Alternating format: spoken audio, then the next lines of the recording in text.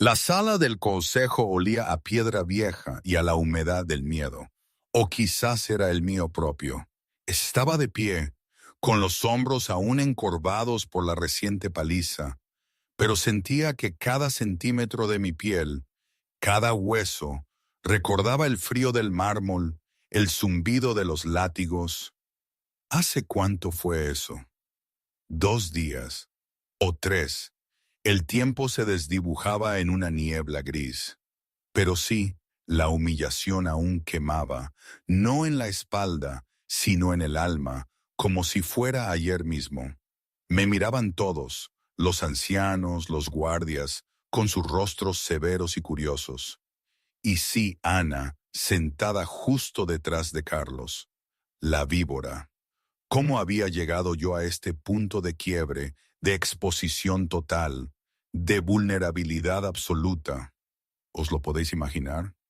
Recuerdo el principio, aunque a veces los recuerdos se mezclan, se distorsionan, como si mi mente quisiera protegerse. No sé si fue un martes o un miércoles, pero sí que el campanario de Granada sonó una vez. Un toque seco, severo, no de fiesta ni de alarma, sino de esos que anuncian que la historia ha vuelto sin invitación. Yo estaba en el corredor interior, sintiendo una punzada repentina bajo las costillas, una molestia familiar pero ajena. Sabía lo que significaba. Era ella. Había vuelto. Ya había aprendido que reaccionar rápido solo mostraba tus puntos débiles. Cuando llegué al gran salón, el ambiente ya lo sabía. Los miembros del consejo estaban más rígidos de lo habitual. Los guerreros formaban una línea ceremonial a lo largo de las paredes. Hasta los sirvientes, disimulando, se pegaban a las salidas, observando el aire denso de expectación y temor.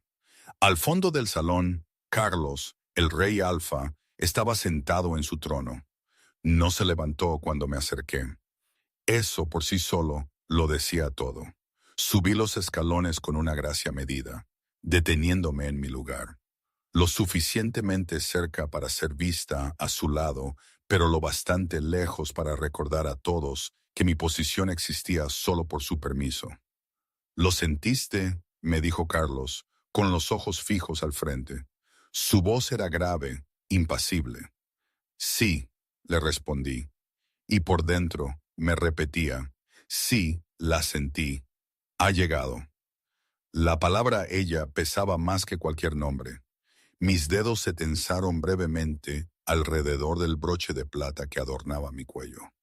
Así lo supuse, pensé.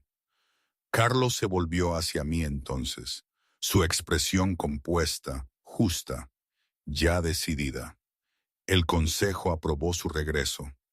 ¿Aprobó?, repetí, como si el exilio de Ana hubiese sido solo un malentendido. Mi garganta se cerró un poco, su mandíbula se tensó. Ana está de luto. Lo miré a los ojos, mis propios llenos de un dolor que él se negaba a ver. Yo también. Vi un destello en sus ojos, demasiado rápido para la mayoría, una mezcla de molestia y algo que no era culpa, pero casi. «Esto no es sobre ti», dijo. Nunca lo fue, hasta que lo fue siempre. Antes de que pudiera replicar, las grandes puertas al fondo del salón se abrieron lenta y deliberadamente, y allí estaba Anna Hart. Vestía de luto, un negro simple y perfecto, sin joyas, sin insignias de rango, solo una vulnerabilidad dispuesta con precisión quirúrgica. Su cabello, recogido con descuido, dejaba escapar mechones, como si el dolor le hubiese deshecho las manos. Sus ojos estaban rojos, sus labios pálidos, su postura lo bastante frágil como para invitar a la protección. Hizo una pausa justo en el umbral, dejó que la sala la observara, y entonces sus rodillas cedieron. 2 mujeres la atraparon de los brazos mientras jadeaba. Su aliento se entrecortaba como si el peso de su regreso casi la hubiese aplastado. Un murmullo recorrió la sala, no de sospecha, sino de simpatía. Lo sentí como una marea que se alejaba de mí, dejándome varada. «Carlos», susurró Ana con la voz quebrada. Carlos se puso de pie. El arrastrar de su silla resonó más fuerte que la campana.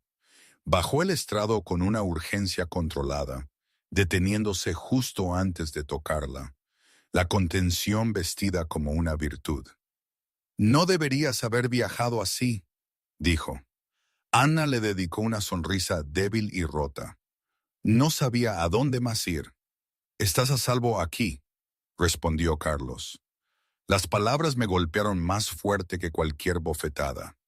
La mirada de Ana se alzó, agradecida, adoradora, y luego se desvió, como si recién ahora se fijara en mí. «Oh», respiró. «La luna». El título sonaba temporal en sus labios. Ana se estabilizó y dio un paso vacilante hacia adelante. «María, espero no estar molestando. Solo quería un lugar donde no tuviera miedo». Bajé un escalón, alineándome junto a Carlos, sin tocarlo, sin ceder. «Eres una invitada», dije con calma, «y los invitados siguen las leyes de la manada». Ana asintió rápidamente. Claro, nunca faltaría al respeto. Sus ojos se encontraron con los míos, y en ese instante el dolor desapareció. Lo que lo reemplazó fue afilado, evaluador, certero. Luego, la máscara regresó. «Solo quiero paz», dijo Ana suavemente. Le sostuve la mirada. «La paz requiere límites», intervino Carlos. «Ana se quedará en el ala oeste». Me giré lentamente hacia él. Esa ala tiene acceso al corredor interior. Será escoltada. ¿Por quién? Hombres, supongo. La respuesta era clara, no por mí. Los labios de Ana se curvaron, no lo suficiente para llamarlo sonrisa, lo suficiente para entenderse. Mientras el consejo murmuraba su aprobación, Ana se inclinó un poco más, su voz tan baja que solo yo pude oírla. «Recuerdo cada pasillo», murmuró. «Es extraño ver a otra persona ocupar mi lugar». No parpadeé. «Nunca fue tuyo».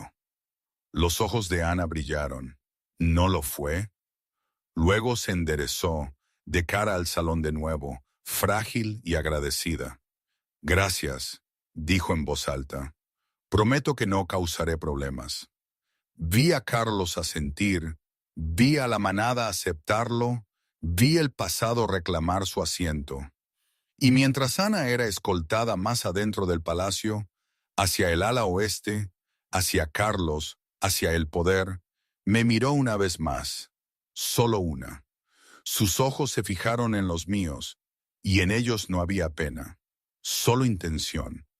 Un día, o fue la mañana siguiente, no lo recuerdo con claridad, la encontré en el cuarto de la ropa blanca.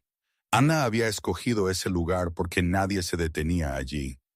Era un espacio estrecho, cálido por el sol de la tarde, apilado hasta el techo con telas ceremoniales dobladas, blancas, plateadas y el azul intenso reservado solo para los días de consejo.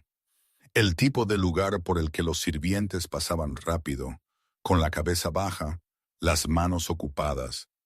Tipo de lugar donde los accidentes podían parecer creíbles.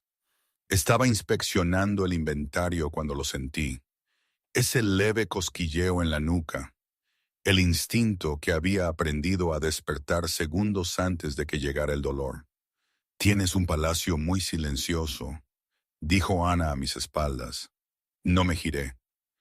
«El silencio mantiene el orden». Sus pasos se acercaron lentamente, sin prisa, confiados. O quizás escondía algo. Doblé la tela que tenía en mis manos con un cuidado deliberado. «Si necesitabas algo, podrías haberle preguntado a un sirviente». Ana rió suavemente. «Quería verte sin testigos». Eso le valió una mirada de mi parte. Ana estaba justo en la puerta, sin escolta a la vista. Su vestido de luto había sido cambiado por un gris pálido, inocente, casi frágil. Tenía el pelo suelto hoy, cepillado para parecer natural. Se requieren escoltas, dije.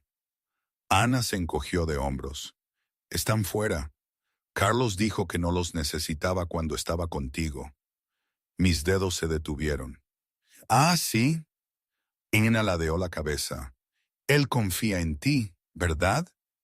La pregunta era una trampa. No la toqué. ¿Qué quieres, Ana? Ana dio un paso más, bajando la voz. Quiero entender cómo vives así. ¿Así cómo? Pequeña, dijo Ana sonriendo, cauta, siempre midiendo cada palabra. Mi mandíbula se tensó.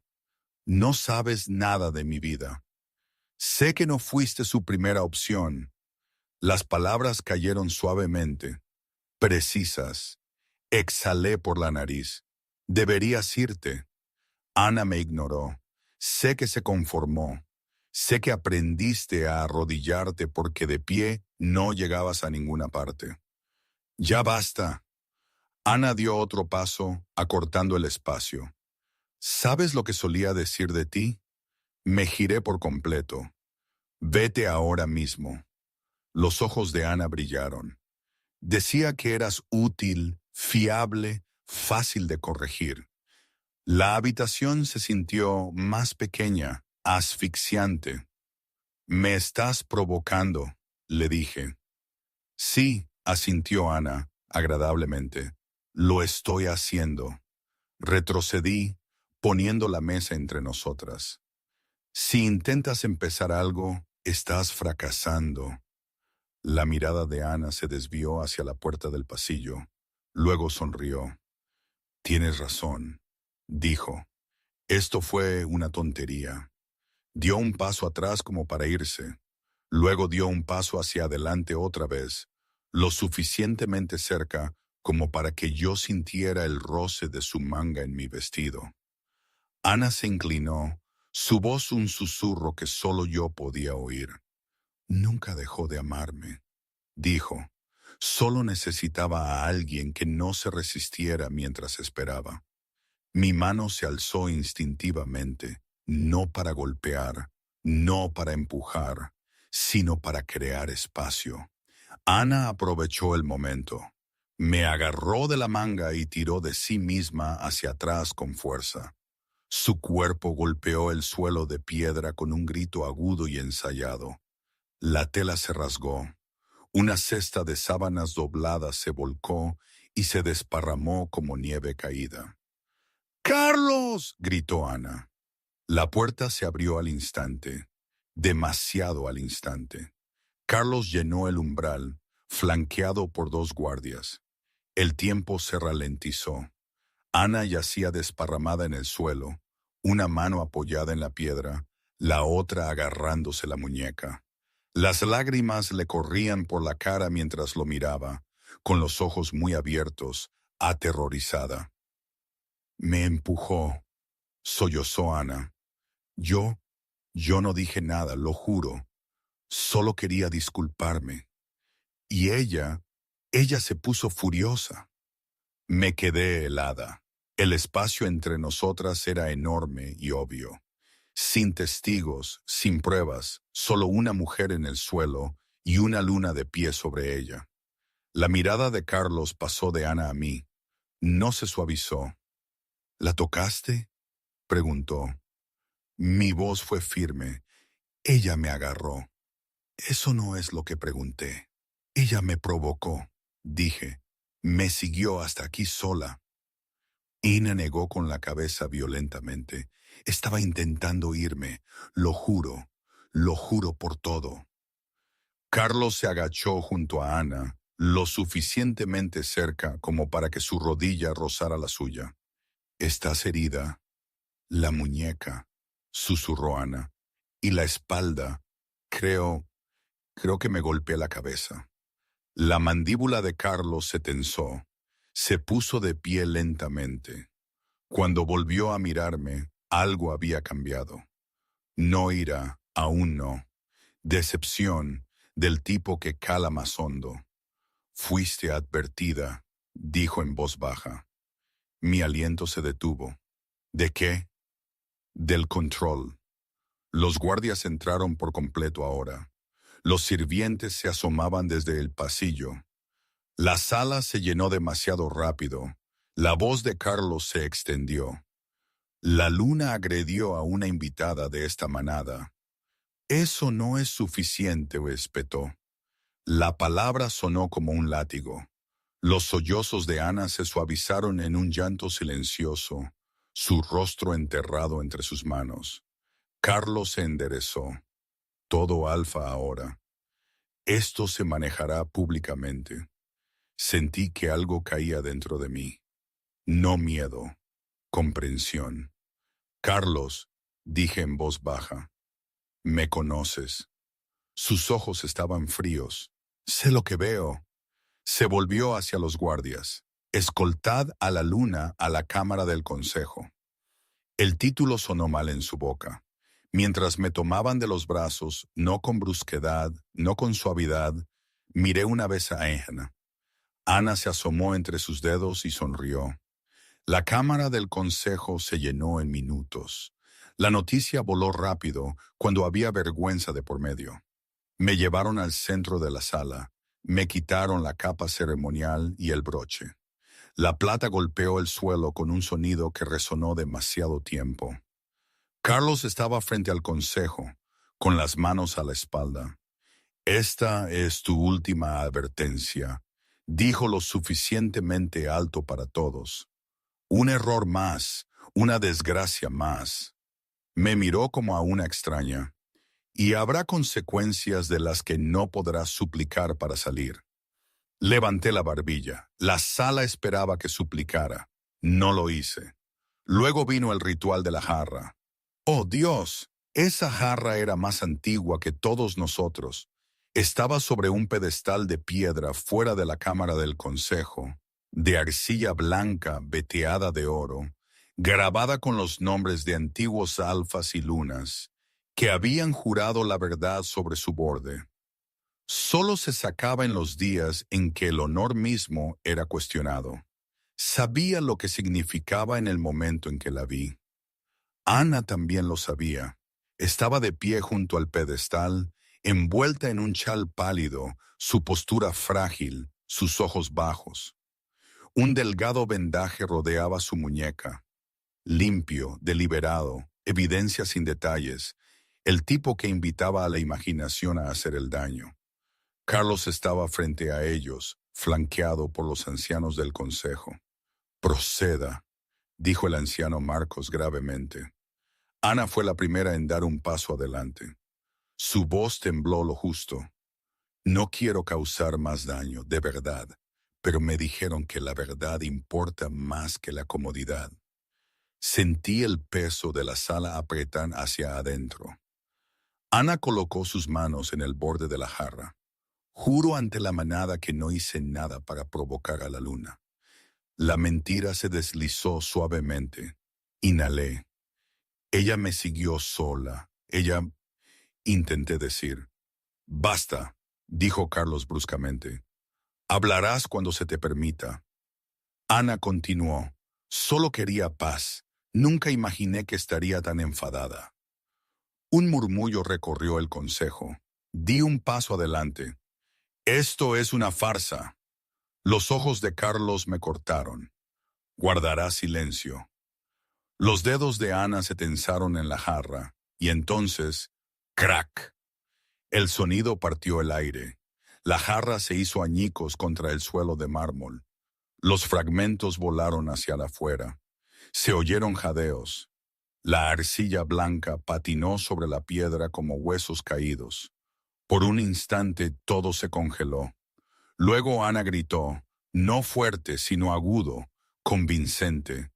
Cayó de rodillas entre los fragmentos, agarrándose el antebrazo mientras la sangre brotaba brillante e inconfundible entre sus dedos. «Intenté alejarme», exclamó. Ella me atacó. Levanté el brazo. Sollozó, temblaba. La sangre goteaba sobre el mármol como puntos. La miré fijamente. Lo vi claramente. La forma en que la mano de Ana se cerró alrededor de un fragmento. La forma en que sus dedos se torcieron hacia adentro. Deliberada, controlada, autoinfligida. Pero la verdad no tenía testigos. ¡Guardias!, ladró Carlos. Se lanzaron hacia adelante, formando un muro entre Ana y yo. Carlos cruzó la distancia en 3 zancadas, cayendo al lado de Ana. Le agarró las muñecas con suavidad, evitando con cuidado el cristal. Tranquila, dijo, estás a salvo. Ana se desplomó sobre él, la sangre manchando su manga. Intentó hacerme daño, susurró Ana. No quería decir nada, lo juro, pero me odia. Carlos levantó la vista y en sus ojos algo se endureció más allá de la decepción. Decisión. Se levantó lentamente, girándose hacia el consejo. La luna ha deshonrado su título. Mi voz resonó. La viste cortarse. Una sharp intake of breath echoed, pero no de Carlos, de los ancianos. La mirada de Carlos regresó a mí, incrédula. ¿La acusas de esto? Sí, dije con firmeza, porque es la verdad. Ana jadeó como si la hubieran golpeado. ¿Cómo puedes decir eso después de todo? Carlos dio un paso hacia mí. Has perdido todo sentido de la contención. He perdido tu protección, le respondí. No la razón. El silencio cayó como un muro. El anciano Marcos se aclaró la garganta. Alfa Carlos, las leyes son claras. La sangre derramada en presencia del consejo exige consecuencias. Carlos no dudó. Entonces, aplíquenlas. Sentí que el momento se inclinaba como estar en el borde de un precipicio que se había estado agrietando durante años. El castigo por violencia impropia de una luna, continuó Carlos, es la flagelación pública ante este consejo. Un sonido escapó de la sala. No fue exactamente un jadeo, ni una protesta. Mi corazón dio un solo golpe fuerte. Miré a Carlos. ¿Sabes lo que esto causará? Sí, dijo fríamente. Te recordará quién eres. Los guardias se movieron hacia mí. No bruscos, no crueles, eficientes. Me quitaron la capa exterior. La tela se acumuló a mis pies. El aire frío besó mi espalda como una advertencia. No grité, no supliqué. Me mantuve erguida mientras me ataban las manos, no por encima de la cabeza, sino bajas, humillantemente bajas, obligando a mi columna a inclinarse. Ana observaba desde el lado de Carlos, con el rostro pálido, los ojos muy abiertos, perfectamente horrorizada. El primer golpe cayó. El dolor se disparó, no agudo, sino profundo, resonante, del tipo que se quedaba. Me mordí la parte interior de la mejilla. No les daría un sonido. Cada latigazo siguió la ley, no la ira, contado, medido. El consejo observó, la manada recordó. El rey Alfa no desvió la mirada. Cuando terminó, me desplomé, pero no caí. La sangre manchó el mármol, no la de Ana, la mía. Carlos habló por última vez, su voz resonando por la cámara. Que este sea tu último error, dijo. La manada no tolerará otro. Levanté la cabeza. Mi voz estaba ronca, pero clara. Lo entiendo. Mis ojos se encontraron con los de Ana al otro lado de la sala. Los labios de Ana se curvaron ligeramente. Entonces entendí algo más. Esto no era un castigo, era una preparación. El sol ya estaba alto cuando me sacaron. No me llevaron, no me arrastraron, caminé. Porque la ley decía que una luna debía ser vista eligiendo su penitencia. Las puertas del palacio se abrían detrás de mí. El hierro y la piedra enmarcaban la plaza como un escenario. La noticia se había extendido rápidamente. La manada se reunió en grupos dispersos y cautelosos, lo suficientemente cerca para presenciarlo, lo suficientemente lejos para negar su responsabilidad. Sentí cada paso en mi espalda, cada aliento rasgaba. Aún así, caminé con la cabeza alta. Carlos estaba en lo alto de las escaleras del palacio. No bajó. El consejo ha dictaminado, dijo, su voz resonando fácilmente por la plaza. Por la deshonra infligida al título de Luna, la penitencia se cumplirá a la vista de la manada. Un guardia dio un paso adelante y extendió la mano hacia mis hombros. Retírenle la capa, dijo Carlos. El guardia dudó un instante, luego desabrochó la capa ceremonial. El broche de plata se soltó. La tela se deslizó de mis hombros y cayó a mis pies como algo muerto. Un murmullo recorrió la multitud. La capa marcaba autoridad, protección, voz. Sin ella, yo era solo una mujer sobre la piedra. De rodillas, ordenó Carlos. No lo miré. Me arrodillé lentamente, deliberadamente, hasta que mis rodillas tocaron la piedra. El impacto envió una descarga a través de mis piernas y por mi columna. Me estabilicé con las manos, las palmas planas contra el suelo. La plaza se quedó en silencio. 3 días, continuó Carlos. 9 horas cada día, sin agua, sin sombra. Esto es misericordia. Misericordia. Ana estaba detrás de él, envuelta en lino pálido, un curandero afanándose con el vendaje de su brazo. Me miró con algo cuidadosamente orquestado en su rostro. ¿Dolor quizás o reverencia? Los guardias retrocedieron, y entonces no hubo nada. Ni tambor, ni campana, ni proclamación. Solo tiempo. La primera hora fue soportable. La piedra estaba fresca bajo mis rodillas. El sol cálido, aún no cruel. Fijé mi mirada en una grieta en la losa de piedra frente a mí y respiré a través del dolor. Había aprendido a desaparecer dentro de mí misma mucho tiempo atrás. Para la tercera hora, el calor subió. Presionaba desde arriba e irradiaba desde la piedra, volviendo el aire denso. El sudor se deslizó por mi espalda, escociendo donde los latigazos habían abierto la piel. Mi boca se secó. Mi lengua se sentía demasiado grande. Un niño en la multitud susurró. ¿Se va a mover? Su madre lo calló sin apartar la vista. Para la 5ª hora, mis manos temblaban. Me moví ligeramente, lo justo para no caer hacia adelante, y la punta de la lanza de un guardia golpeó la piedra a centímetros de mis dedos. Quieta, dijo en voz baja. Me quedé quieta. El sol subió más. El mundo se redujo a la sensación. Calor, sed, dolor, la quemazón lenta en mis articulaciones. Mi visión se nubló por los bordes. Me concentré en respirar. Inspirar, expirar, contando. No miré los escalones del palacio. No miré a Carlos. No miré a Inanna. Cuando la 9ª hora terminó, la campana sonó una vez. El sonido fue casi amable. Los guardias se acercaron, levantándome con cuidado, demasiado cuidado, como si la brusquedad lo hiciera personal. Mis piernas cedieron cuando intentaron ayudarme a ponerme de pie. Mañana, murmuró uno de ellos.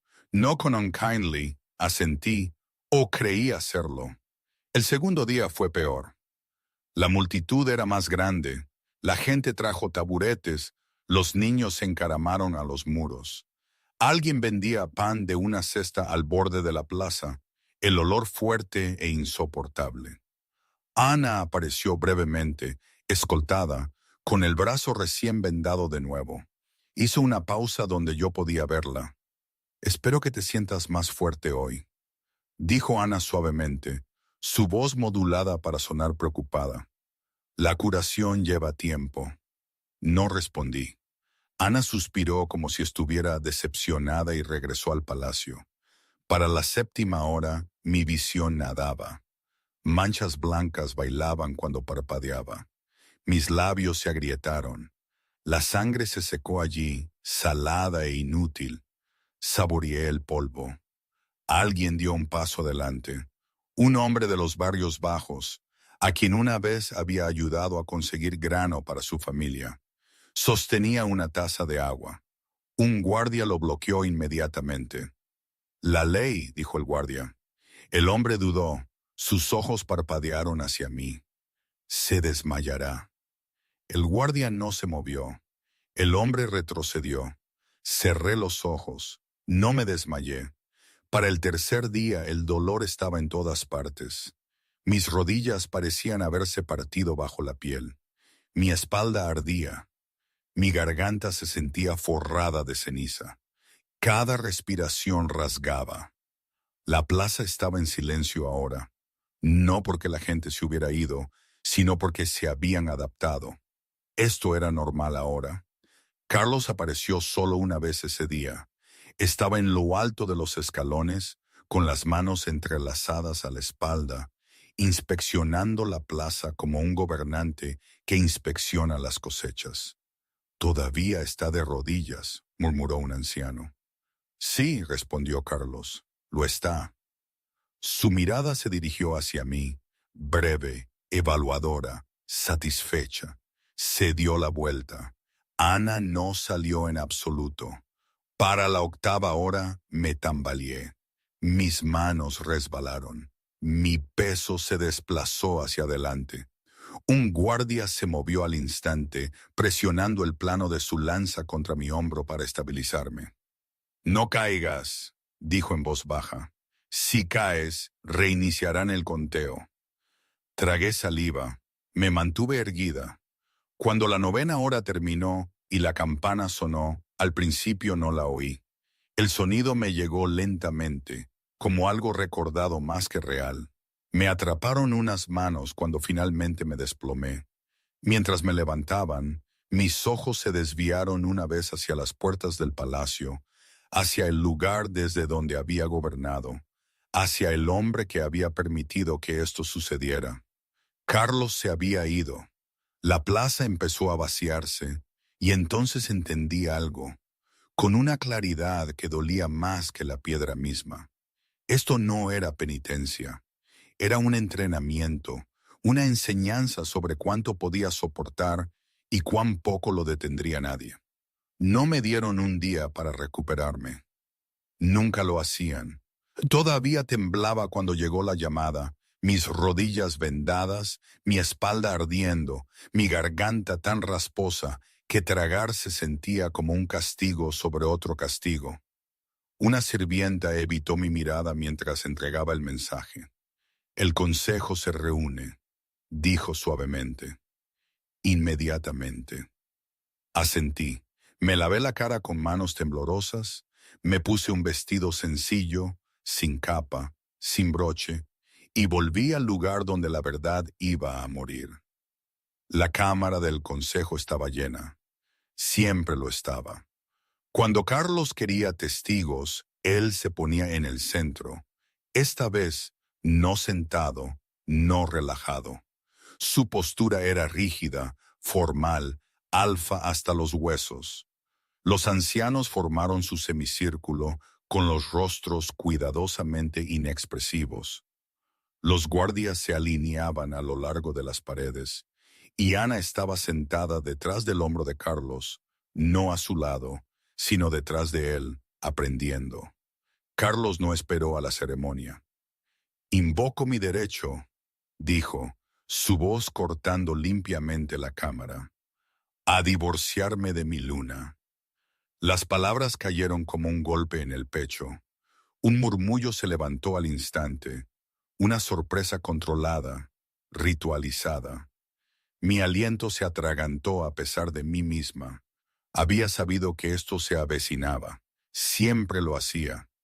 Aún así, el sonido de la palabra divorcio despojaba algo crudo cada vez.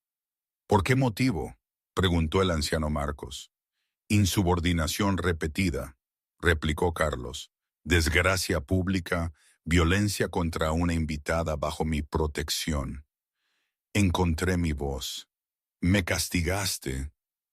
Eso no borra la ofensa, dijo Carlos sin mirarme. Di un paso adelante, el movimiento lento, cuidadoso. Cumplí la penitencia que exigiste. Y aún así, aquí estamos. Ana se inclinó ligeramente hacia adelante, los ojos muy abiertos, atenta, absorbiendo cada palabra como escritura sagrada. El anciano Marcos cruzó las manos. Alfa Carlos, el divorcio no es un decreto ligero. Este sería el primero. Mi primero, interrumpió Carlos, y mi derecho. La sala se quedó en silencio. Lo miré entonces, no con ira, aún no, pero con algo peligrosamente cercano a la esperanza. Carlos, dije en voz baja, ¿sabes lo que esto significa? Su mandíbula se tensó. Significa que ya no toleraré la deshonra. Significa el exilio, dije. Significa que me despojas de todo. Significa consecuencias. Mis manos se crisparon en puños a mis costados. Para mí, el silencio se apoderó de todo. Di otro paso adelante y luego otro. Me arrodillé. El sonido resonó más fuerte que la flagelación. Una oleada de inquietud recorrió el consejo. Por favor, dije. La palabra sabía a ceniza. El aliento de Ana se cortó suavemente detrás de Carlos. Incliné la cabeza. Lo he dado todo por esta manada. Por ti. Lo haré mejor. Seré más silenciosa. Me mantendré al margen. Soportaré lo que sea que pidas. Mi voz se quebró. Te amo. Las palabras quedaron suspendidas, desnudas, humillantes. Carlos finalmente me miró y por un momento, solo un momento, algo parpadeó en sus ojos. No amor, sino posesión. Esta es tu última oportunidad, dijo. Un fracaso más y no volveré a traer esto al consejo. Asentí frenéticamente. Lo entiendo, lo juro. El anciano Marcos se aclaró la garganta.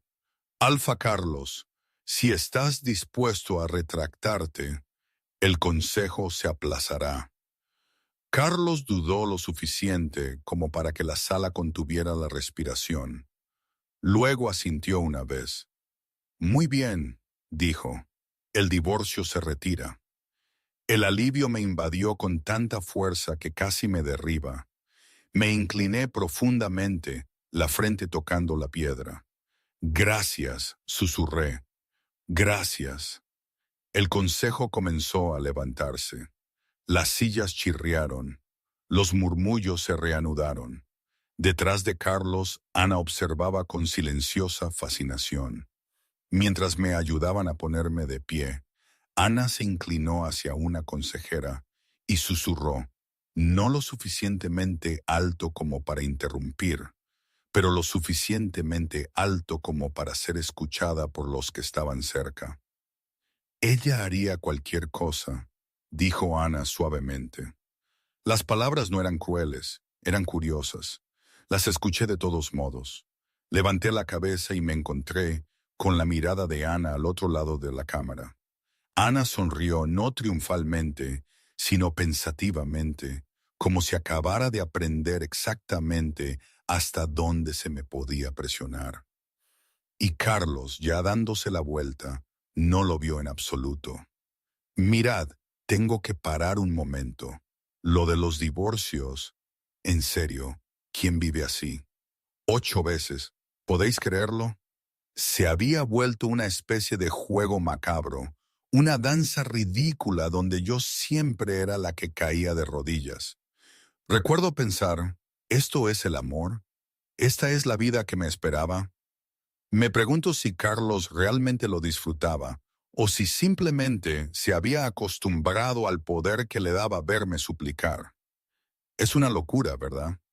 Pensar que un hombre, que una situación, puede llevarte a esos extremos. Pero volvamos a la historia, porque lo bueno, o lo peor, aún no había terminado. Las mentiras no llegaron de golpe. Llegaron envueltas en amabilidad. Noté la primera en el desayuno, cuando un sirviente se encogió cuando extendí la mano para coger una taza. Rápido, involuntario, desaparecido antes de que pudiera disculparse. La segunda llegó en el patio de entrenamiento, donde un capitán desvió abruptamente su ruta de patrulla cuando me acerqué, con la mirada desviada como si la mía pudiera herirle. Al mediodía el aire mismo había cambiado. No hostil, cauteloso. Anna Hart se movía por el palacio como una corriente que nadie podía rastrear. Nunca se quedaba mucho tiempo, nunca se repetía, siempre sonaba preocupada. Me preocupa, murmuraba a los curanderos, retorciéndose los dedos. Ha estado bajo mucha presión, cualquiera se rompería. A las consejeras, se la ve exhausta, espero que Carlos no le esté pidiendo demasiado. A los sirvientes, por favor, tened paciencia con la luna. No pretende ser brusca. Cada frase llevaba una hoja escondida en terciopelo, inestable, abrumada, frágil.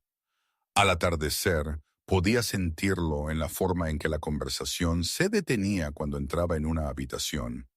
Carlos no dijo nada al principio. Eso fue peor. En cambio, comenzó a observarme desde el otro lado del pasillo, desde la cabecera de la mesa, desde el umbral. No me había dado cuenta de que había entrado. No era la forma en que una pareja mira, curiosa, atenta, sino la forma en que un guardia mira una puerta en la que no confía. Cuando corregí el libro de contabilidad de un mayordomo, los ojos de Carlos se entrecerraron. Cuando terminé una reunión antes de tiempo, su mandíbula se tensó. Cuando me reí una vez suavemente con un anciano visitante, su mirada se agudizó como si la risa misma fuera sospechosa. Esa noche, mientras nos preparábamos para acostarnos, finalmente hablé. Me estás mirando como si hubiera hecho algo mal. Carlos no levantó la vista mientras se quitaba la capa. Estoy prestando atención. ¿A qué? A los patrones. Me crucé de brazos. Patrones inventados por alguien que quiere mi lugar. La boca de Carlos se adelgazó. Ana no ha pedido nada. No tiene que hacerlo. Se giró entonces. Expresión fría. Suena celosa. La palabra golpeó limpia y cruelmente. Sueno consciente, dije. ¿De qué?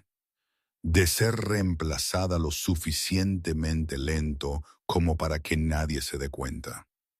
Carlos exhaló bruscamente. Esto es exactamente a lo que me refiero. Mi pulso se disparó. ¿A lo que te refieres? Estás a la defensiva, dijo, rápido en asumir motivos, porque me están acorralando. Me estudió como un problema. ¿O porque te sientes amenazada? Me reí una vez, incrédula. ¿Por Ana? Sí, dijo Carlos de inmediato, demasiado de inmediato. Por el pasado que no puedes controlar. El lazo entre nosotros se tensó, incómodo y frío. No confías en mí, dije en voz baja. No confío en la volatilidad, respondió. Esa palabra otra vez, inestable. Lo miré fijamente. Estás escuchándola a ella. Carlos no lo negó. Al día siguiente, fui excluida de 3 decisiones que había supervisado durante años. Temporalmente, dijo Carlos, sin mirarme a los ojos, hasta que las cosas se calmen. Ana estuvo presente cuando se hizo el anuncio, de pie junto a la pared, con las manos cruzadas, con una expresión de simpatía. Espero que esto ayude, dijo Ana suavemente después. Menos presión podría sentarte bien. Me encontré con su mirada. Estás muy interesada en mi bienestar. Ana sonrió. Alguien tiene que estarlo. Mientras Ana se daba la vuelta, rozó a un consejero y dejó caer su voz lo suficiente. A veces me asusta, susurró Ana. Nunca sé de qué humor estará. El consejero frunció el ceño. Lo vi. Esa noche Carlos colocó un guardia fuera de mi puerta. Por tu seguridad, dijo. ¿Por la seguridad de quién?, pregunté. No respondió. Yacía despierta mucho después de que el palacio durmiera, escuchando pasos, andando justo más allá de mi umbral. Y en algún lugar del pasillo, Ana dormía sin escolta, sin escrutinio, sin miedo. A medida que amanecía, comprendí la verdadera forma de lo que estaba sucediendo. Ana no intentaba destruirme. Estaba enseñándole a Carlos a verme como una amenaza. Y una vez que un hombre aprendía esa lección, todo lo que seguía se sentiría justificado. El sonido de la arcilla rompiéndose resonó más fuerte la segunda vez. No fue accidental, no fue repentino. Ana levantó la jarra ceremonial con ambas manos, lo suficientemente lento como para que todos pudieran verla, lo suficientemente ligera como para que nadie la detuviera, y la dejó caer de sus dedos. Se hizo añicos a mis pies. Fragmentos blancos patinaron sobre el mármol del consejo. Un trozo rebotó con la fuerza suficiente para picarme el tobillo a través de mi zapatilla. Por un instante nadie se movió. Entonces Ana gritó. Cayó de rodillas entre los fragmentos y golpeó su cabeza hacia adelante una vez con fuerza, lo suficiente como para abrirse la piel. La sangre brotó de su sien, brillante e inmediata. Jadeó, turdida, tambaleándose. «Te lo dije», gritó, con la voz temblorosa. «Te dije que me odiaba». Ni siquiera retrocedí. Me quedé muy quieta y observé cómo se desarrollaba la actuación. Carlos se lanzó hacia adelante. «¡Ana!». Se arrodilló a su lado, con las manos en el aire, frenético. «¿Por qué hiciste eso?». Ana lo miró entre lágrimas, con la sangre manchando su frente. «Ella me asusta.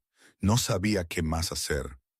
Eso era nuevo. No me atacó, sino me asusta. La sala lo absorbió con avidez. Sentí que algo dentro de mí se calmaba. «Te golpeaste a ti misma», dije con calma, frente a todos. Ana sollozó con más fuerza. «Me está acusando de nuevo. ¿Ves? No puede parar». Carlos se puso de pie lentamente. No miró a Ana. Me miró a mí, y ya no quedaba duda en sus ojos, no confusión, no conflicto, certeza. «Quítenle la capa», dijo. Las palabras cayeron como una sentencia ya decidida.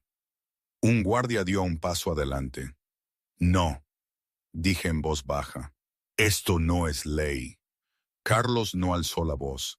«Ahora lo es». El broche se desabrochó de nuevo. La capa se deslizó de mis hombros y se acumuló a mis pies. 2 veces despojada, 2 veces disminuida. Un murmullo recorrió el consejo. Algunos desviaron la mirada. Otros observaron de cerca. «Esto es excesivo», dijo el anciano Marcos con cuidado. Carlos se giró. «Ella ha avergonzado este título repetidamente. Si el símbolo inspira miedo en lugar de lealtad, debe ser corregido». «¿Corregido?». Ana sollozó y se secó la mejilla, con los ojos rojos, las manos temblorosas. «No quiero que la castiguen. De verdad, solo quiero sentirme a salvo». La mandíbula de Carlos se apretó. Entonces hizo algo que nadie esperaba. Se volvió hacia Ana. «Entonces tú llevarás a cabo la corrección». El silencio cayó tan fuerte que se sintió físico. Ana se congeló. «¿Yo qué?». Carlos señaló una mesa cercana donde se exhibían herramientas ceremoniales para los procedimientos del consejo. «Eres la parte herida. Asumirás la responsabilidad». Un sirviente dudó, luego colocó las tijeras en las manos temblorosas de Ana. No eran pequeñas, no eran afiladas de una manera limpia. Eran ceremoniales, pesadas, de filo romo, destinadas a ser simbólicas más que precisas. Ana las miró fijamente, la conmoción parpadeando en su rostro. Entonces algo más lo reemplazó. Comprensión. Se levantó lentamente, caminando hacia mí como si se acercara a un animal salvaje. No quiero hacerte daño, dijo Ana suavemente, pero no me has dejado otra opción. La miré a los ojos. ¿Estás disfrutando de esto? Ana sonrió tristemente.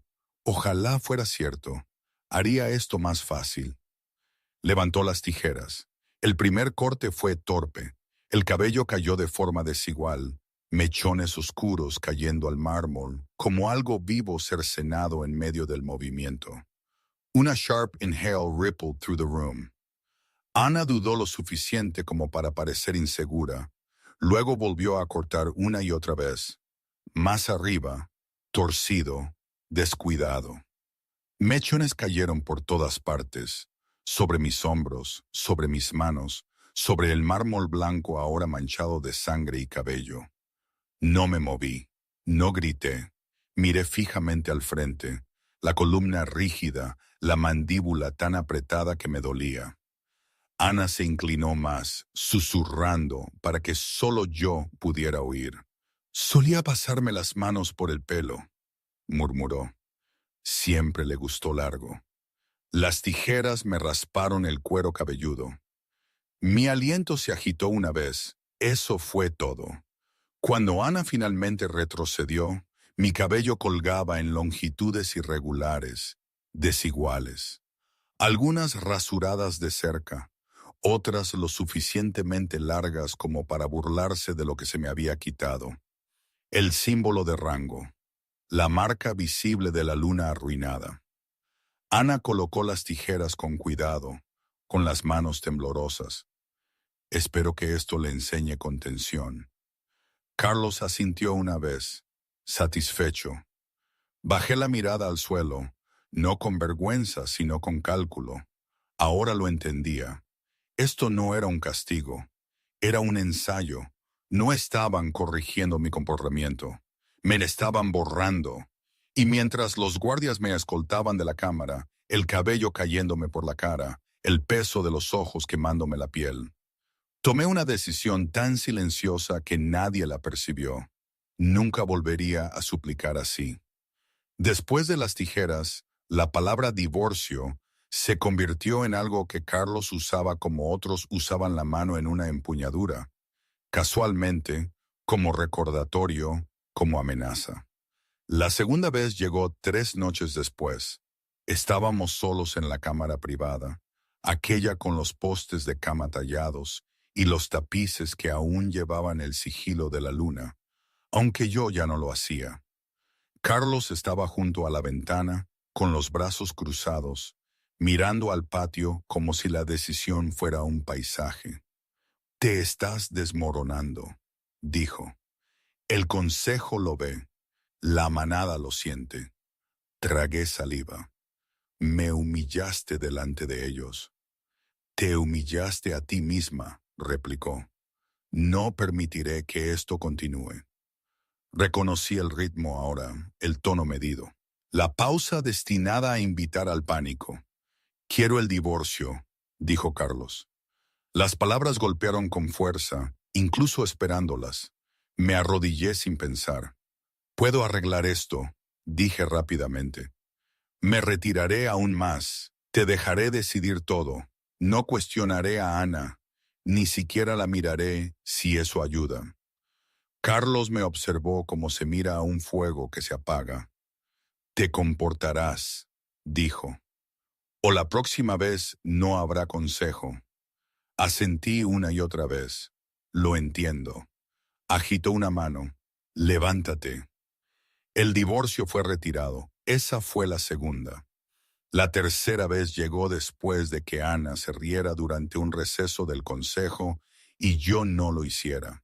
Estás envenenándole habitación, me dijo Carlos más tarde. La gente lo siente. Yo estaba en silencio. Exacto. Divorcio, grité esa vez. Sollozos feos y ahogados. No podía parar. Presioné la frente contra el suelo y le rogué que recordara a la mujer que había elegido una vez. Carlos le dijo al consejo que yo estaba emocional. El consejo estuvo de acuerdo. El divorcio fue retirado. Ana observaba con la cabeza ladeada, memorizando mi postura. La cuarta vez, ni siquiera llegué al suelo antes de que la palabra saliera de la boca de Carlos. Deberías prepararte, dijo. Esto no puede seguir así. ¿Prepararme? Supliqué con palabras, luego con largas y cuidadosas promesas. Ofrecí distancia, silencio, cualquier cosa que me hiciera más pequeña. Carlos escuchó, decidió, retiró. Algo dentro de mí se silenció. La quinta vez, el consejo ni siquiera se molestó en parecer sorprendido. El anciano Marcos suspiró mientras Carlos hablaba. ¿De nuevo? Sí, dijo Carlos, y esta vez lo digo en serio. Me reí. El sonido los sobresaltó a todos, incluso a mí misma. Lo sé, dije ronca. Siempre lo dices. Supliqué de todos modos. La sexta vez llegó después de que Ana derramara accidentalmente vino en las botas de un alfa visitante. Más tarde Carlos dijo, la pusiste en una situación para que fallara. Lo miré fijamente, ni siquiera estuve allí. Eso es peor, respondió. Deberías haber estado vigilando. Divorcio. Me rompí esa vez. No ruidosamente, no dramáticamente. Mis hombros simplemente se desplomaron hacia adentro, como si mis huesos finalmente hubieran accedido a rendirse. No sé cómo ser lo que quieres, susurré. Carlos parecía casi aliviado. Entonces, deja de intentar liderar. Retirado. Para la séptima vez, pude sentir el patrón instalándose en mi cuerpo. Divorcio significaba arrodillarse. Arrodillarse significaba suplicar. Suplicar significaba sobrevivir. Ya no lloraba, negociaba. Dejaré de asistir a las sesiones del consejo. Me mudaré al ala este. No hablaré a menos que me hablen. Ana estaba detrás de Carlos, con los ojos brillantes de interés, como si viera a un maestro en acción. Retirado, la octava vez llegó sin previo aviso, ni pelea ni acusación. Carlos simplemente lo dijo durante la cena, pasándome la sal como si hablara del tiempo. Esto no está funcionando. Quiero el divorcio. La habitación se quedó muy en silencio. Miré fijamente la mesa, mis manos, las tenues cicatrices en mis muñecas de ataduras que nadie reconocía. Me sentía abriendo la boca, sentí la súplica alzarse, y luego nada. Mi voz salió de todos modos, el hábito era más fuerte que la voluntad. Te amo, dije. Por favor, no hagas esto. Los ojos de Carlos parpadearon, buscando, midiendo, satisfechos, retirados. 8 veces. Cada una quitó algo diferente. Mi orgullo, mi certeza, mi voz, mi recuerdo de quién había sido antes de que el amor aprendiera a doler. Al final, la palabra divorcio ya no se sentía como una amenaza. Se sentía como una puerta por la que tenía demasiado miedo de cruzar. Ana lo entendía ahora. Me observó después de la octava vez, sin sonreír, sin regocijarse, estudiando. Porque una vez que aprendías cuánto aguantaría una persona para quedarse, sabías exactamente cuánto más podías quitarle. La sala del consejo olía a piedra vieja y a la certeza de lo que venía. Lo sentí en el momento en que entré. Esa sensación de una habitación donde el resultado ya ha sido decidido y todos han acordado fingir lo contrario. Los ancianos estaban sentados, los guardias en su lugar. El pergamino esperaba en la mesa central, con peso en las esquinas para que no se enrollara. Preparado. Carlos estaba en la cabecera, con las manos cruzadas a la espalda, tranquilo, confiado. Ana estaba detrás de él, como siempre hacía ahora.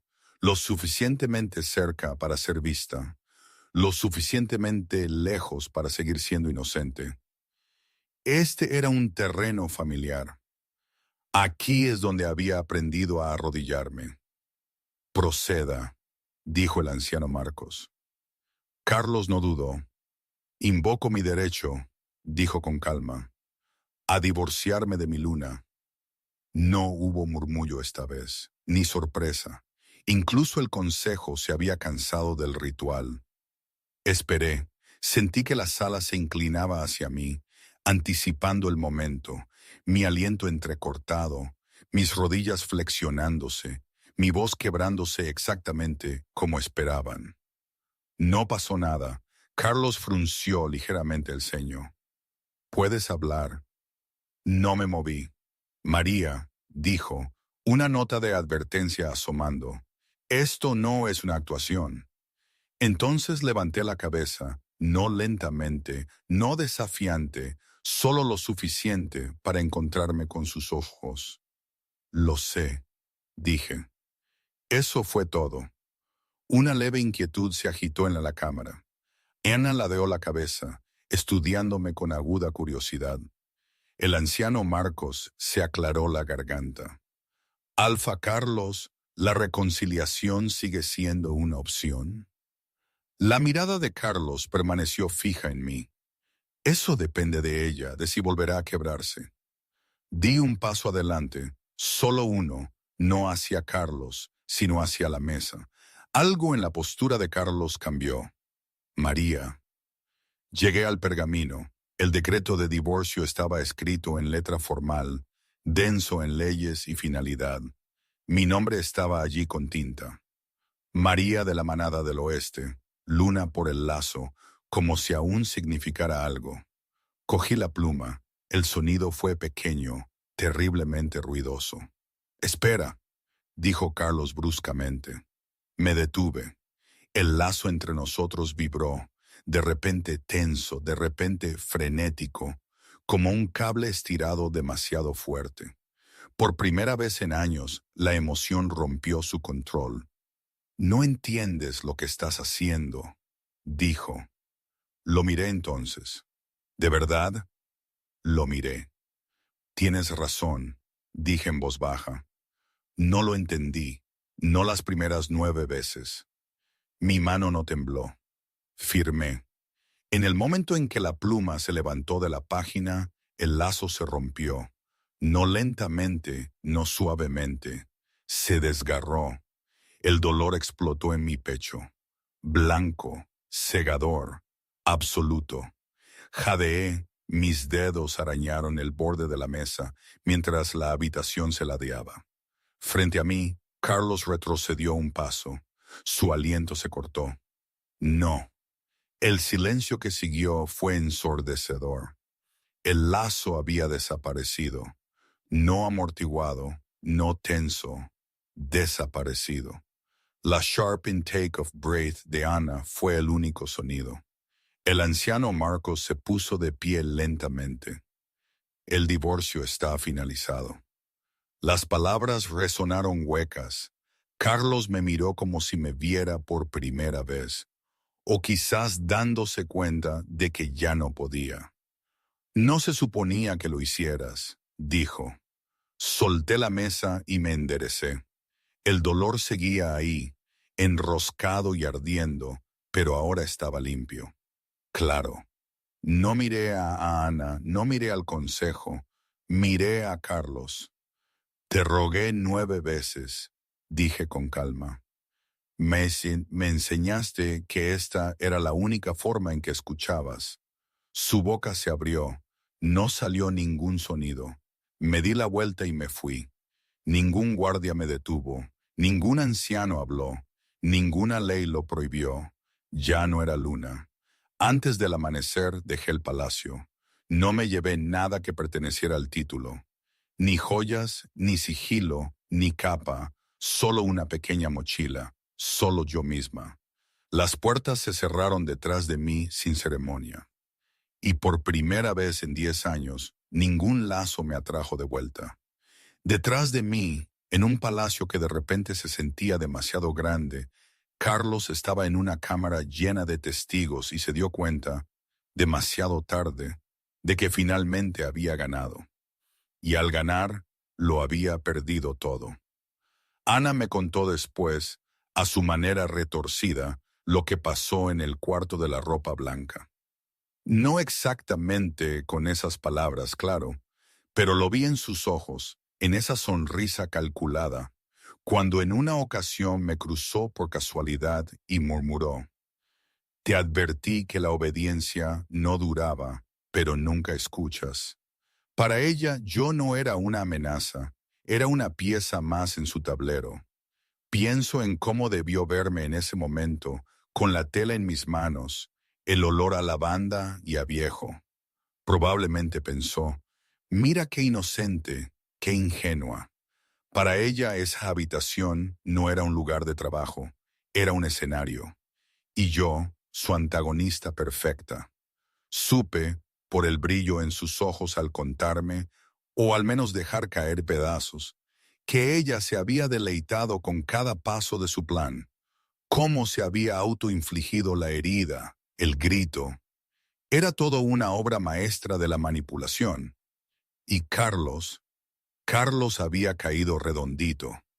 El río Genil no parecía peligroso. Esa era la mentira que contaba. Se movía ancho y engañosamente tranquilo, su superficie atrapando la luz de la tarde en perezosas ondulaciones. Las orillas eran verdes y suaves con musgo. Los pájaros cantaban desde los árboles como si nada en el mundo pudiera salir mal allí. Yo lo sabía. Estaba cruzando el estrecho sendero cuando lo oí. Un sonido agudo y entrecortado que no pertenecía al río. El jadeo de un niño, luego un chapoteo. Solté mi mochila y corrí. El niño ya estaba siendo arrastrado bajo el agua cuando llegué a la orilla, pequeños brazos agitándose inútilmente contra la corriente. Su boca rompió la superficie una vez, 2 veces, cada vez más corto que la anterior. ¡Eh!, grité, ya descalzándome. El río no respondió. No dudé. El frío me golpeó como una cuchilla al zambullirme. La conmoción me robó el aliento. La corriente era más fuerte de lo que parecía, tirando con fuerza de mis faldas, arrastrándome de lado. Me liberé con una patada y me impulsé hacia adelante, buscando a ciegas hasta que mis dedos se cerraron alrededor de la tela. Agarré al niño por debajo de los brazos y lo saqué, tosiendo mientras el agua me entraba por la boca.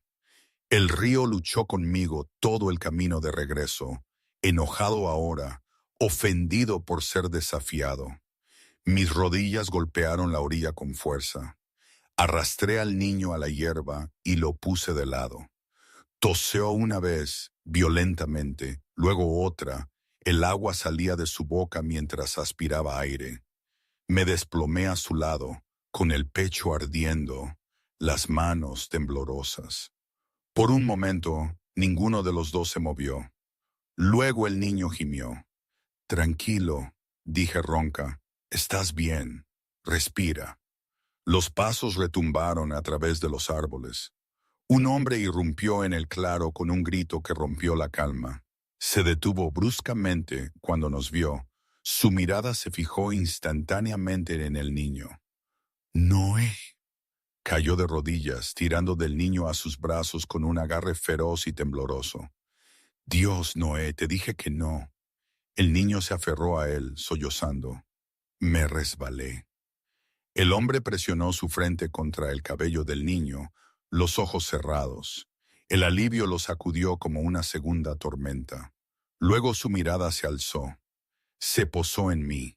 Estaba empapada hasta la piel, el cabello pegado de forma desigual a mi rostro, las manos raspadas de la orilla del río. Estaba arrodillada en la hierba sin darme cuenta, como si mi cuerpo aún no supiera cómo existir de otra manera. «Tú, oh», dijo el hombre.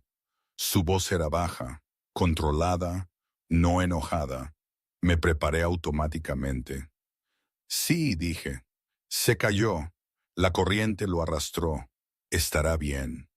El hombre me estudió, no mi ropa, no mis cicatrices, sino mi postura, la forma en que me mantenía inmóvil como si esperara un juicio. Soy José Walker, dijo, alfa de este territorio. La palabra alfa me golpeó como un eco de otra vida. Asentí una vez, solo estoy de paso. Saltaste sin saber quién era, dijo José. Fruncí ligeramente el ceño. Se estaba ahogando. Algo indescifrable pasó por la expresión de José. Se puso de pie, levantando a Noé en sus brazos con facilidad. El niño ya había dejado de llorar. El agotamiento se apoderaba de él mientras se agarraba al cuello de su padre. Gracias, dijo José simplemente, por mi hijo. Abrí la boca. El hábito me empujaba a minimizarlo, a desestimarlo. No fue nada. Intenté levantarme. José me detuvo con una mirada, no dominante, firme. Miró mis pies descalzos, mi dobladillo rasgado, las tenues líneas en mis muñecas que no me había molestado en ocultar. «Estás herida», dijo. «Me las arreglaré». «Casi te ahogas», corrigió. «No tienes que fingir conmigo». Las palabras aterrizaron suavemente, sin acusación, sin exigencia, solo observación. José movió a Noé en su cadera. «Puedes venir a la casa de la manada, calentarte, comer». Mis instintos gritaban trampa. Cada lección que había aprendido me decía que la amabilidad era una deuda esperando ser cobrada. «No quiero caridad», dije. José asintió. «Entonces, no la tomes». Lo miré, confundida. «Tengo un hijo», continuó, «y un territorio que administrar. No necesito otro lazo, no necesito obediencia». Su mirada no vaciló. «Necesito ayuda, alguien que asista con Noé, alguien firme». Dudé. «¿Qué esperarías a cambio?», pregunté con cautela. José respondió sin pausa. «Nada que no elijas dar». El río murmuró detrás de ellos. Calma de nuevo, como si no nos hubiera matado a ambos. Me di cuenta de que mis manos todavía temblaban. «Sé cocinar», dije lentamente, «y leer y llevar cuentas». La boca de José se contrajo. No era exactamente una sonrisa. Supuse lo mismo. Noé se movió, parpadeando adormilado. Su mirada encontró a María y se quedó fija. «¿Te quedas?», preguntó. La pregunta era inocente, desarmada. Tragué saliva. «No lo sé», dije con sinceridad. José me miró, realmente me miró. «Puedes hacerlo», dijo. «Todo el tiempo que quieras, sin lazo, sin exigencias, sin nadie que te obligue a arrodillarte». Las palabras golpearon algo profundo y frágil. Me puse de pie. El río había intentado quitarme algo. En cambio, me había dado una elección. Y por primera vez en años, tomé una. La curación no llegó como el perdón. Llegó en fragmentos. En la forma en que me desperté la primera mañana en el territorio de José, sin sobresaltarme con los pasos fuera de la puerta. En la forma en que mi cuerpo todavía se preparaba cuando una voz se alzaba, y luego aprendía lentamente que no tenía que hacerlo. La habitación que me dieron era pequeña, sencilla, iluminada por el sol, sin cerraduras por fuera. Ese detalle importaba más de lo que José podría haber sabido. Los primeros días pasaron en silencio. José no me atosigaba. No hacía preguntas disfrazadas de preocupación. No me presionaba para contar una historia que había aprendido que sería usada en mi contra más tarde. Me dio trabajo, trabajo de verdad. «¿Sabes leer libros de contabilidad?», me preguntó una mañana, pasándome una pila de papeles en la larga mesa de la cocina. «Sí, bien. Dime dónde estamos perdiendo grano». Eso fue todo. sin recordatorios de mi antiguo título, sin curiosidad agudizada en posesión, solo confianza puesta ligeramente como algo que esperaba que yo llevara solo si quería. Encontré el error al mediodía. José escuchó cuando se lo expliqué. No me interrumpió, no corrigió mi forma de hablar, no sonrió como si me hubiera enseñado algo. Simplemente asintió. Tienes razón. La palabra se sintió extraña y desconocida en mi pecho. Noé se convirtió en el puente silencioso entre nosotros. Me seguía a todas partes. Al principio con curiosidad cautelosa, luego con afecto sin filtros. Hacía preguntas sin juzgar. ¿Por qué mi cabello era irregular? ¿Por qué a veces me quedaba inmóvil cuando la gente gritaba al otro lado del patio? ¿Por qué me gustaba sentarme cerca de las ventanas? Respondía lo que podía. Solía necesitar saber dónde estaba cada salida. Le dije una vez. ¿Por qué? Preguntó Noé. Hice una pausa. Porque olvidé cómo irme. Noé lo consideró, luego me entregó un caballo de madera tallado. Puedes tomarlo prestado. Ayuda cuando me siento atascada. Algo en mi pecho se aflojó. Las noches eran lo más difícil. El silencio tenía dientes. A menudo me despertaba, con el corazón acelerado, esperando un dolor que no llegaba. Me sentaba erguida, con la respiración superficial, esperando una orden que nunca llegaba. Una vez, solo una vez, José me encontró así, sentada al borde de la cama, temblaba. No me tocó, se apoyó en el marco de la puerta, dándome espacio como si fuera sagrado. No me debes una explicación, dijo en voz baja, pero tampoco tienes por qué estar sola. Asentí, incapaz de hablar. Se quedó hasta que mi respiración se ralentizó. Luego se fue. Esa contención se asentó más profundo que cualquier promesa. Pasaron semanas. Me reí. Una tarde, de hecho, me reí, cuando Noé salpicó agua por toda la cocina y declaró que era una batalla naval. El sonido me sobresaltó tanto que me quedé paralizada en medio de la respiración. José levantó la vista de la mesa. ¿Estás bien? Me toqué la boca, sorprendida. Creo que sí. Él sonrió, no ampliamente, no triunfalmente, solo complacido. Comencé a hablar más en las comidas, durante las reuniones de planificación en el patio, mientras veía a Noé entrenar con espadas de madera demasiado grandes para él. Nadie me interrumpió, nadie me observó buscando grietas.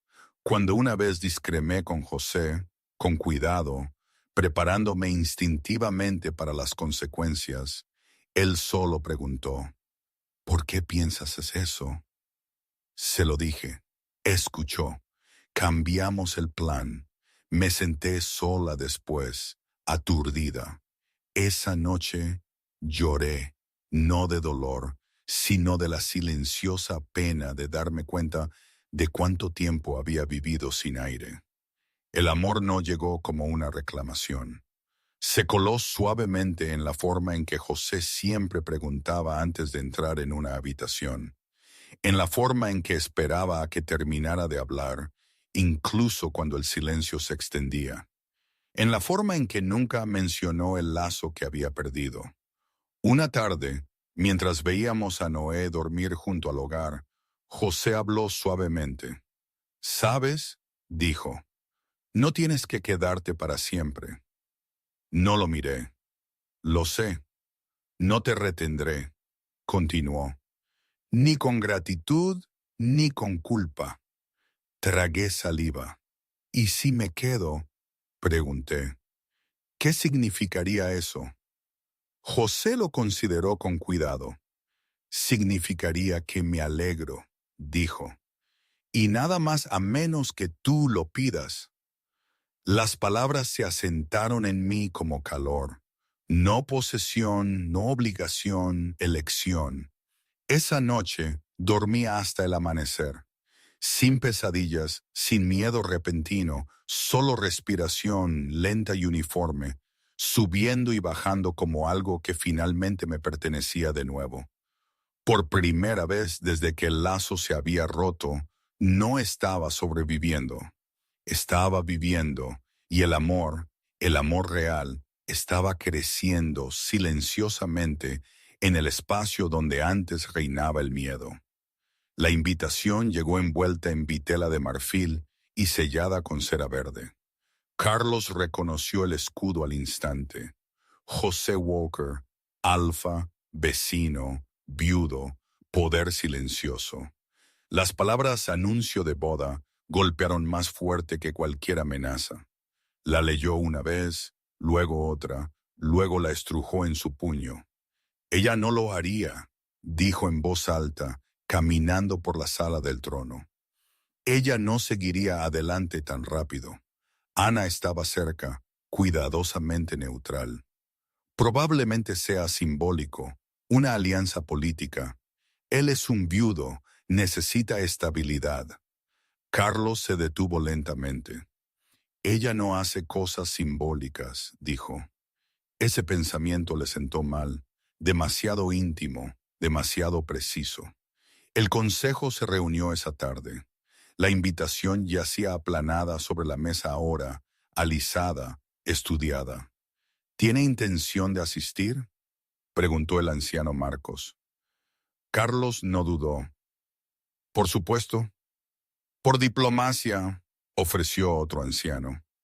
Para cerrar un capítulo, corrigió Carlos. Ignoró la forma en que su pecho se apretó al decirlo. El viaje duró 2 días. Con cada milla, el lazo permanecía en silencio. Ese silencio se había convertido en una herida que Carlos no podía dejar de tocar. Para cuando llegaron al territorio de José, el aire mismo se sentía diferente. La tierra estaba bien cuidada pero sin pretensiones. Los guardias estaban apostados pero relajados. Los niños corrían libremente por la plaza. Las risas resonaban sin temor a reprimendas. Esta no era una manada gobernada por la tensión. Esto lo inquietó. La ceremonia se celebró al aire libre bajo imponentes robles adornados con la suave luz de las linternas. Nada ostentoso, nada agresivo, solo testigos elegidos. Carlos escaneó la multitud en el momento en que desmontó, y entonces la vio. Yo estaba en el centro del claro, vestida de verde pálido que atrapaba la luz como hojas nuevas. Mi cabello había crecido lo suficiente como para suavizar los bordes ásperos de lo que me habían quitado, pero lo llevaba tal cual, sin ocultar, sin vergüenza. No estaba mirando a la multitud, estaba riendo. El sonido llegó a Carlos antes de que la vista lo hiciera por completo, ligero y sin guardias. La mujer que tenía delante estaba erguida, no rígida, no preparada, a gusto. José estaba a mi lado, sin dominar, sin poseer, simplemente presente. Su mano flotaba cerca de la mía sin reclamarla, como si aún ahora no diera nada por sentado. El aliento de Carlos se entrecortó. Fue entonces cuando me volví. Nuestras miradas se encontraron al otro lado del claro. No me inmuté, no desvié la mirada. No había triunfo en mi expresión, solo paz. Algo dentro de Carlos se abrió. Dio un paso adelante antes de darse cuenta de que se estaba moviendo. María, dijo. Incliné la cabeza educadamente. Alfa Carlos. El título aterrizó limpio y distante. «Te ves bien», dijo. «Lo estoy», respondí. Las palabras eran sencillas, finales. La mano de José encontró la mía entonces, suave, segura. La acepté sin dudarlo. «Este es José», dije como si Carlos necesitara una presentación. «Mi prometido». José asintió una vez, respetuoso, tranquilo, no amenazado. «Gracias por venir», dijo José. «Eres bienvenido aquí». Carlos me miró. «¿Es esto lo que quieres?». No respondí de inmediato. Miré a José, a Noé. sentado cerca con una guirnalda deslizándose por su frente, a la manada reunida, con rostros abiertos, cálidos, sin miedo. Luego, de nuevo a Carlos. Sí, dije, lo es. El oficiante llamó para que comenzara la ceremonia. Carlos se quedó inmóvil mientras yo daba un paso adelante. Cuando José pronunció sus votos, no hubo reclamos de dominio, ni hablar de posesión o resistencia. Te elijo, dijo, no porque te necesite, sino porque quiero caminar a tu lado. Cuando fue mi turno, mi voz no tembló. Elijo la paz, dije, y al hombre que la ofreció sin exigir mi silencio. Las palabras no iban dirigidas a Carlos. Eso las hizo peores. Cuando José me puso el anillo en la mano, la multitud vitoreó suavemente. Carlos sintió que algo se rompía en su pecho. No el lazo, algo más antiguo, algo como la certeza que moría. No miré hacia atrás mientras me alejaba con José, las risas a mi alrededor como una bendición. Carlos estaba entre extraños, observando cómo la vida que había desmantelado florecía sin él. Por primera vez, comprendió la verdad que había pasado años evitando. Yo no me había ido para castigarlo. Me había ido para vivir. Y eso era lo único que él nunca podría deshacer. Y hoy, cuando miro hacia atrás, no sé qué pensar. ¿Fue una victoria? ¿Una derrota? La verdad es que no hay etiquetas bonitas para lo que viví. Hay días en que siento una paz tan profunda que me duele el pecho, una libertad que nunca creí posible. Y otros, aún, la cicatriz invisible de lo que fui con Carlos pica y duele. Supongo que la vida es así, ¿no? Un mosaico de decisiones buenas y malas, de heridas que sanan y otras que simplemente dejan marca. ¿Creéis que hay un final feliz para historias como la mía? Quizás el final feliz es solo poder respirar tranquila. Lo importante es que, al final, la historia es mía. Y la escribo yo,